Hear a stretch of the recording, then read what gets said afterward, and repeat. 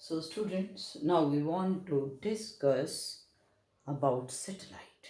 बहुत नाम सुना है सैटेलाइट का, है ना? है क्या सैटेलाइट? हाँ जी, a small body which is revolving around any planet. अब स्मॉल बॉडी डजेंट मीन कि भाई बॉल है. स्मॉल बॉडी का मतलब है कि mass of the body and size of body will be small in comparison to that of the planet. जैसे अब आप देखिए, हम कहते हैं moon is satellite of earth. अब मून कोई छोटा है? मून क्या है? Moon is revolving round earth continuously. तो moon is natural satellite of earth. So इसका मतलब सैटेलाइट क्या है? Satellite is the body which is revolving in an orbit around any of the planet. Here we will talk about Earth, and that thing will be feasible, those expressions will be feasible for any of the planets. So now the satellites are of the two types. One is the natural satellite and other is artificial satellite. अब मैंने जैसे example दिया है, moon is natural satellite of earth. But now artificial satellite means man made satellite. अब जितने आपके communication satellites हैं, है ना, so all those are artificial satellites. आप कहते हो INSAT one this that, so all these are artificial. तो अब इसमें when we are talking about motion of the satellite in an orbit around a planet, तो what is the meaning of orbital velocity? तो इसका meaning ये हुआ, orbital velocity का क्या मतलब होगा कि हर एक बॉडी जो है that is on the surface of earth. Now with what velocity body must be thrown from the surface of earth so that it starts circulating around earth in an orbit. जैसे ये देखिए, आपके पास बेटा ये क्या है? अर्थ है. ठीक हो गया? ये अर्थ है. Now the total mass of earth is supposed to be concentrated at the center, यहाँ. और r क्या है?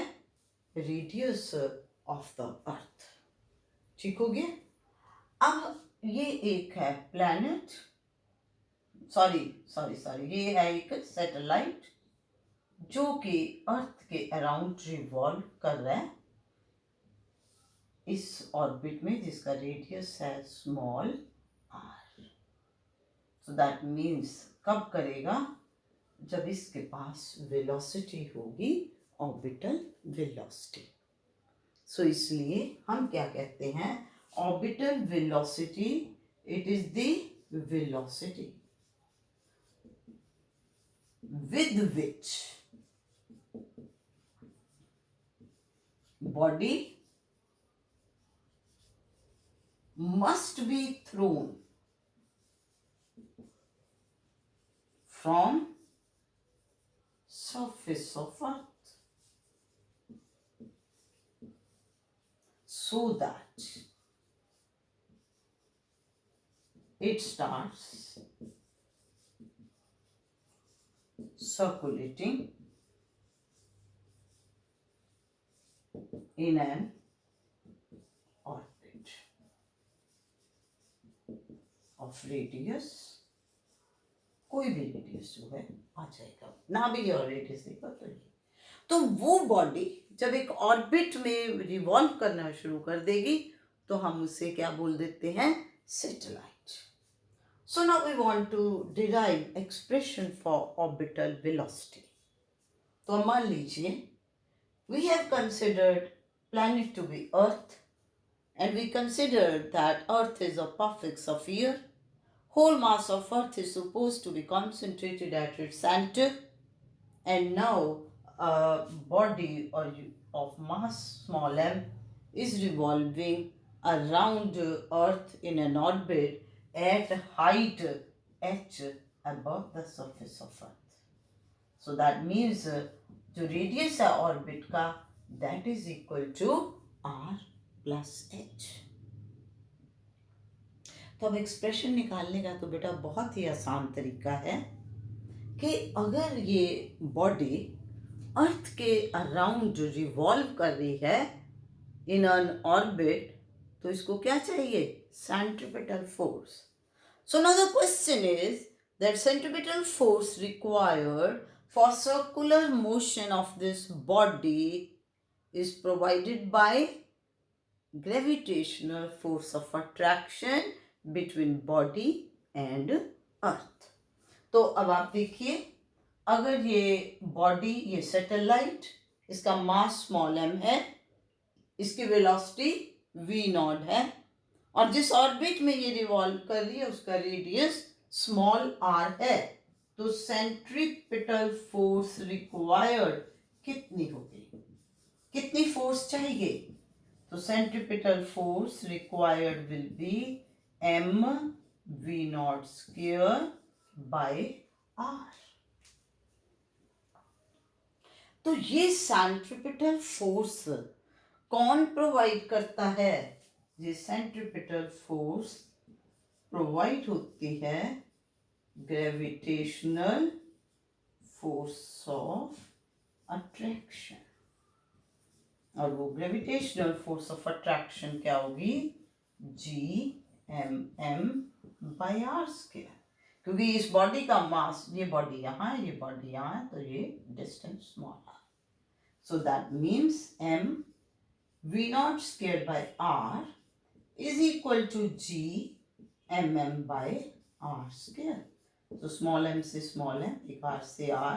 So that means v0 square is gm by r.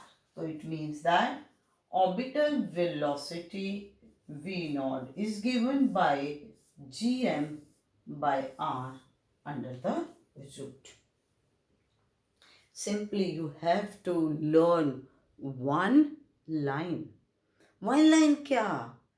कि centripetal force required for circular motion of the body is provided by gravitational force of attraction between body and earth. बस उसको हमने लिखा, तो जो कैंसिल हो गया उसके बाद हमारे पास ये पॉइंट आ गया.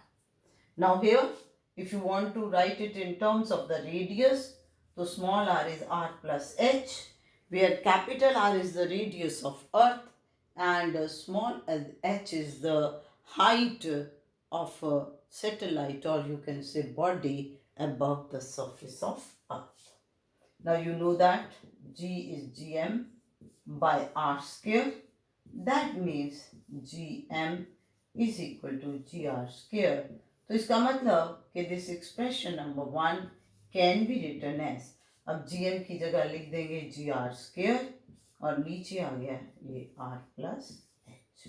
So that means this orbital velocity can be given by the expression that is gr square upon r plus h whole under the root.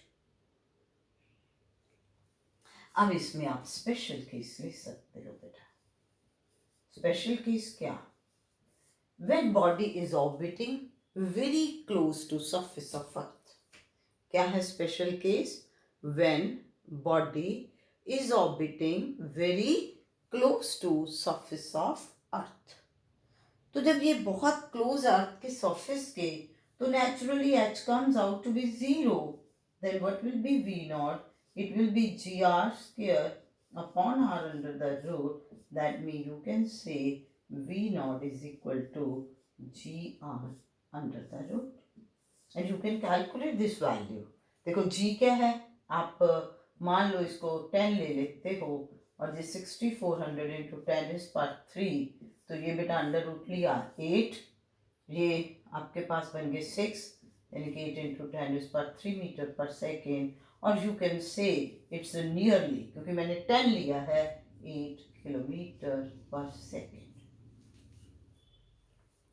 सो इसका मीनिंग ये हो गया कि if anybody from the surface of earth is thrown with a velocity of 8 kilometer per second, then it starts circling around Earth in an orbit, or you can say that will become satellite.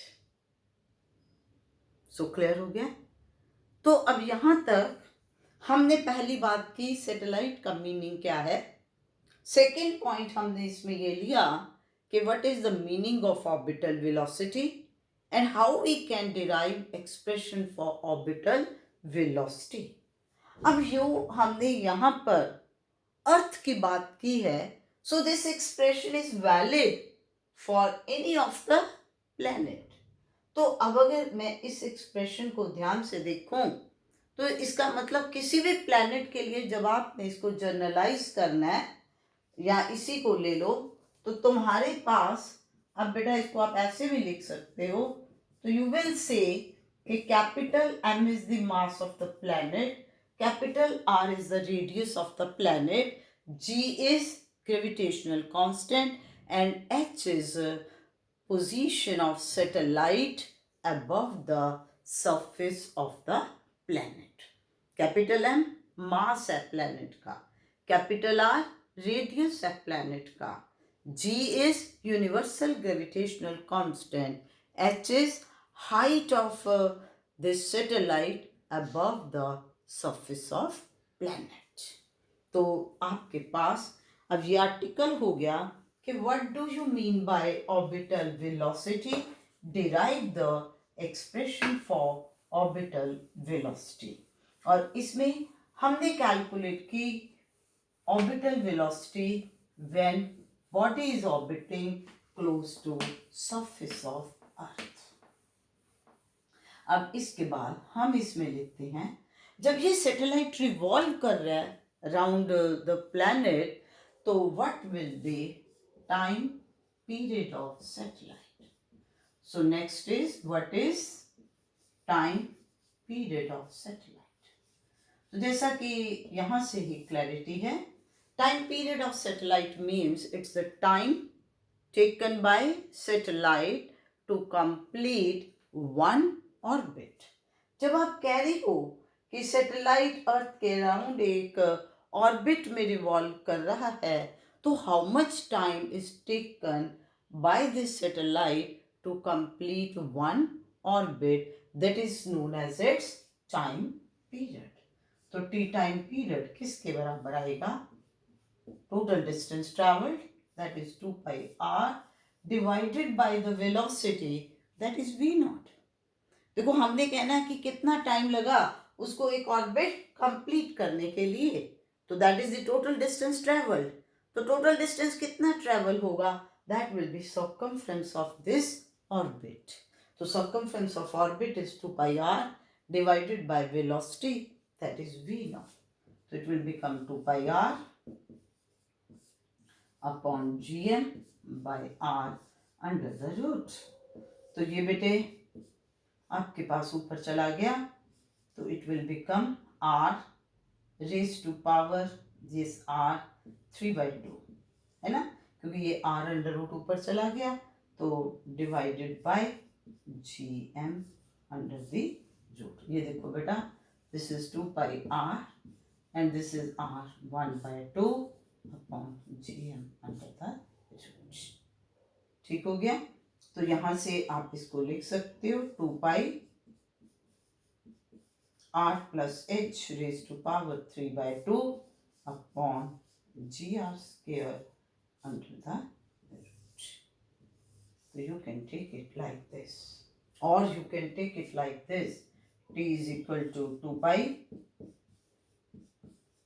r plus h का cube upon gr square whole under the root. ऐसे भी लिख सकते हैं. देखो ना आपके पास सीधा ये बना था, अब आपने v नॉट की वैल्यू पुट कर ली तो ये 2 pi r रेज पर 3/2 बन गया. अब मैं r को कैपिटल R प्लस एच लिख सकती हूँ तो ये बन गया. अब gm को gr स्क्वायर लिख दिया. अब मैंने कहा अगर इसको टोटल को अंडर रूट लिख लिया तो ये यूं बन जाएगा. So now this is the expression for the time period of satellite. So this will be valid for any planet. किसी भी प्लैनेट के राउंड जब सैटेलाइट रिवॉल्व कर रहा है तो इसमें कैपिटल आर क्या आएगा, radius of the planet, H आएगा position of satellite above the surface of the planet, और जी क्या होगा, acceleration due to gravity on the surface of the planet. अब हमारे पास सेकेंड हमने टाइम पीरियड ऑफ सैटेलाइट निकाल लिया. नाउ नेक्स्ट इज कि अगर मान लीजिए किसी प्रॉब्लम में, मैं आपको बता देती हूँ कि this is the time period of the satellite. Satellite is revolving around earth with in so many time. इतना टाइम उसको एक कंप्लीट रेवोल्यूशन के लिए लग रहा है. That means time period is known to us. Then how can you calculate height of the satellite? आप satellite की हाइट कैसे फाइंड आउट करोगे अगर टाइम पीरियड आपको पता है? तो बेटा सिंपल, आप ये एक्सप्रेशन लीजिए and you square both sides. So square both sides of expression 1. तो बेटा T square is 4 pi square R plus H का whole cube upon G R square. ये है ना, ये टी स्क्वायर बन गया, 2 पाई का स्क्वायर बन गया 4 पाई स्क्वायर, और ये R plus H whole cube by G R square. इस स्क्वायर रूट को ही तो खत्म करना था. Now cross multiply, T square into G R square is 4 pi square into R plus H का होल क्यूब. अब आप 4 पाई स्क्वायर को नीचे ले आइए इस साइड पर, तो ये बन गया आर प्लस एच का होल क्यूब. तो क्यूब रूट लीजिए, तो R plus H is T square into G R square upon 4 pi square cube root. ठीक है, तो what will be H? H will be T square into G R square upon 4 pi square cube root minus R. तो ये आपके पास H height of satellite है. किसके बराबर बनी है? T square ji R square upon 4 pi square cube root minus R. So that means if time period is known to you and you know size of the planet and acceleration due to gravity on the surface of planet, then you can calculate h, the height of satellite. जैसे बेटे for example, अब आप communication satellite की बात करते हो, हमें पता, हम कहते हैं कि उसका टाइम पीरियड 24 आवर्स है. तो अगर टाइम पीरियड 24 आवर्स है तो वो कब हो पाएगा? कितनी हाइट पे हम उस सेटेलाइट को रखें above the surface of earth. तो इस तरीके से इसमें ये कैलकुलेशंस होंगी. तो हमने इसमें कैलकुलेट किया बेटे टाइम पीरियड ऑफ सैटेलाइट, हमने इसमें कैलकुलेट किया height of satellite. Now we want to see the expression for the energy of the satellite. कि जब ये सैटेलाइट रिवॉल्व कर रहा है around any planet, then how much energy is associated with this satellite? हाँ जी, आप बताइए. अब हम पहले सोचते हैं कि सैटेलाइट के पास कौन सी एनर्जी होगी. अब उसको सोचने के लिए अब कैसे सोचोगे आप? इसमें ये सोचोगे कि सैटेलाइट रिवॉल्व कर रहा है, that means body is in motion. Body क्या है? मोशन में है. और जब बॉडी मोशन में है तो कौन सी एनर्जी होगी? Kinetic energy. लेकिन इसके साथ साथ हम क्या कह रहे हैं कि इन ए पर्टिकुलर ऑर्बिट.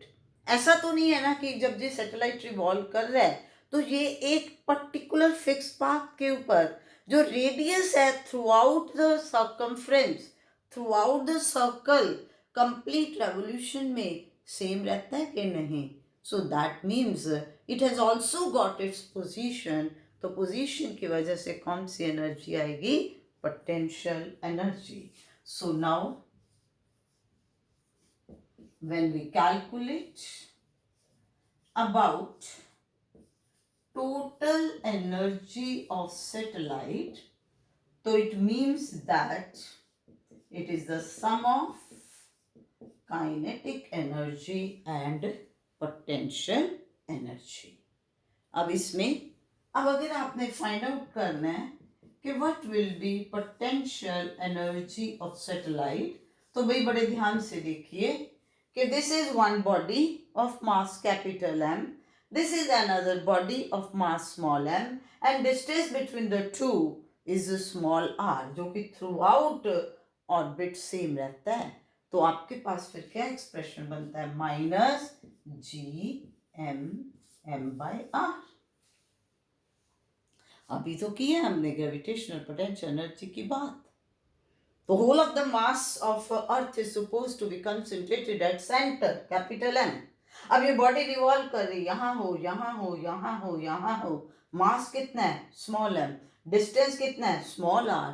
तो इसलिए पोटेंशियल एनर्जी पूरे ऑर्बिट में किसी भी पॉइंट पर कंसिडर करें तो फिक्स बात है, तो minus G M M by R. Then kinetic energy of satellite, it will be half of m v naught square, क्योंकि हमने इसमें क्या किया? v naught is the velocity with which satellite is revolving. तो kinetic energy क्या होती है? Half of mass into square of velocity. तो it is half of m. अब v naught का याद है क्या किया था? gm by r under the root, और इसका क्या आ गया? स्क्वायर. तो it will be half of m g m by r, क्योंकि स्क्वायर रूट और 2, 1/2 into 2 will become 1. तो यानी कि it will become g m m by 2r. So total energy of satellite will be, क्या लोगे बेटा? Scalar quantity है, दोनों का सम लेना है. स्केलर सम होगा एल्जेब्रिक, तो minus G M M by R plus G M M by 2r. Scalar quantity में एल्जेब्रिक सम आएगा.